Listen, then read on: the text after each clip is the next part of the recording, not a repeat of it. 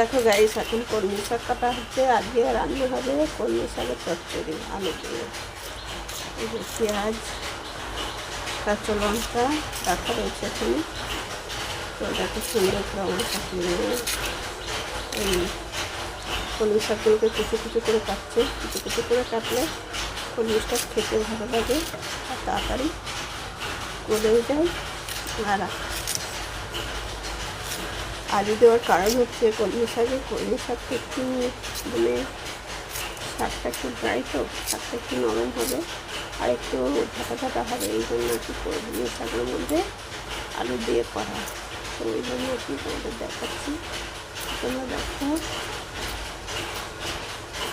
কতগুলো কলমি শাক এনেছে, আগের থেকে অনেক কলমি শাক এনেছে, তাই তোমাদের দেখাচ্ছি। দেখো কলমি শাকগুলো কিন্তু খুব ভালো আছে। কলমি শাক বাঁচতেও হয়নি বেশি, একদম খুবই ভালো। শাকগুলো পোকা মোটা পাতা একদম নেই, তো একদম পুরো ফ্রেশ শাকগুলো।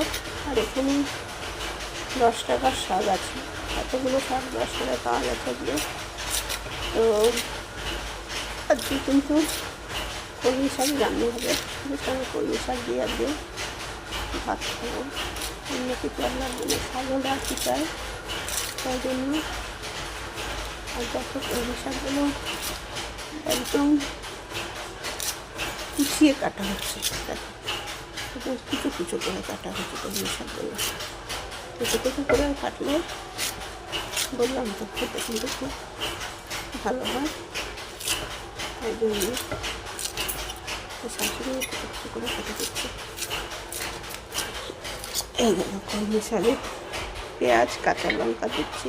কলমি শাকে পেঁয়াজ দিলে কিন্তু খেতে খুবই ভালো লাগে, তাই কলমি শাকে পেঁয়াজ আর কাঁচা লঙ্কা দেওয়া হচ্ছে। কাঁচা লঙ্কা বলতে লঙ্কাগুলো পেকেই গেছে, ওই কাঁচা লঙ্কাই আর কি।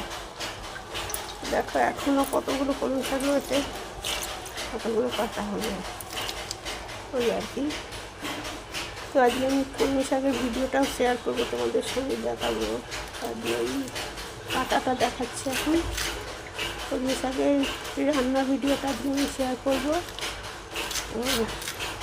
তোমরা ভিডিওতে থাকবে।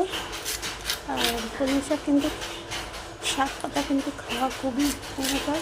ডাক্তারকে যখন গেলে বলে এই শাক খেতে। আর আমার শাকটা খুবই প্রিয়, আমি শাক খুবই ভালোবাসি শাক খেতে। এই জন্য আমার হাজব্যান্ড বাজার থেকে প্রতিদিনই শাক নিয়ে এসে। তো দেখো কি চর্চা শাকগুলো আর কি ভালো। ভিডিওটা ভালো লাগলে লাইক করে দিও।